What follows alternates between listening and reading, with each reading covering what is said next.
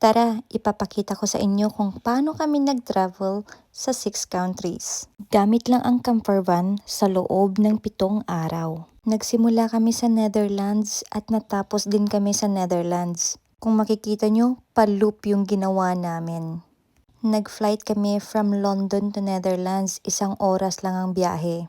Dahil maaga kami nakarating sa Netherlands, maghapon kaming nag-sightseeing. At dito na rin namin nirentahan yung camper van na gagamitin namin in 7 days. Nung maghapon na, nag-start na kaming mag-drive papunta sa camping site na binook namin. Kung saan doon namin ipapark yung camper van at magpapalipas kami ng gabi.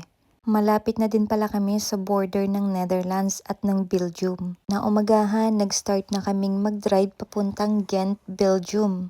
2 hours na lang pala yung drive namin kasi nga malapit na kami sa border. Kaya naman maaga kaming nakarating at maaga kaming nag-sightseeing. Maghapon kami ditong namasyal.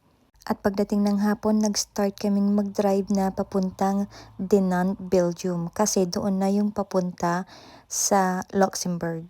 Yung second night namin, hindi na kami nakapag-book ng camping site. Gabing-gabi na kasi kaya kung saan na lang inabutan ng pagod si Daddy at nag-park safety, doon na kami nagpalipas ng gabi. Kinaumagahan, nagpasyal pa kami sa Dinant, Belgium bago kami nag-start mag-drive na papuntang Luxembourg kasi malapit na din siya. 2 to 3 hours na lang yung biyahe. Pagdating namin ng Luxembourg, syempre kailangan sightseeing ulit. Sobrang intrigue ako sa country na to kasi nga sila yung richest country in the world. At grabe, sobrang linis. Kinahaponan nakahanap kami ng camping site at dito kami nagpalipas ng gabi sa Luxembourg. Sobrang ganda at tahimik at buti na lang meron din kaming dalang barbecue at dito ako nagluluto ng aming pagkain. Kinaumagahan, nag-almusal muna kami bago ulit nagbiyahe papunta ng Zurich, Switzerland. Inagahan namin ng gising kasi 5 hours ang biyahe.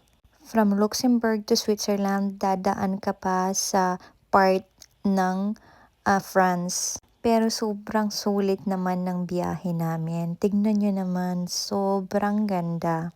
Dito na rin pala kami sa Zurich nakahanap ng camping site. Para magpalipas ng gabi, malapit sa lake.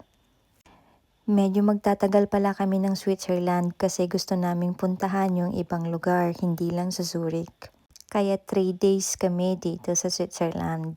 Kinaumagahan, nagbiyahe kami from Zurich to Interlaken, Switzerland at ito yung view. Siyempre hindi ko pinalampas na dalawin or pasyalan kung saan ginanap yung crash landing on you. Dito na rin pala kami sa area nagpalipas ng gabi at kinaumagahan bumiyahe naman kami papuntang Grindelwald first. At ito naman yung view nila. Grabe, 'di ba? Parang nasa loob ka lang ng painting. Pati sa totoong buhay, hindi ka makapaniwala na nandun ka talaga. Actually, this is the time na gusto ko nang i-skip yung 2 country pa sana na pupuntahan namin sa sobrang ganda. Kaso nag-start ng umulan nung pang-4 na araw. Kaya naman, tinuloy namin yung aming planong papuntang Liechtenstein. Maliit lang na country to, pang-6 na smallest country. Pero dahil malapit lang din siya sa Switzerland, parang modern Switzerland din siya. Yung views may similarities, pero yung mga houses lang yung nagkakaiba kasi nga parang mas maganda yung wooden houses doon sa Switzerland. Dahil small country lang to, hindi na kami nagpalipas ng gabi, dumiretso na kami ng Germany. At sa Germany na kami nagpalipas ng gabi. Hindi na rin kami pumunta sa camping site kung saan na lang kami inabutan ng pagod. Kasi kompleto naman kami sa camper van kaya walang problema. At kinaumagahan, nag-drive na kami pabalik ng Netherlands. Bye-bye!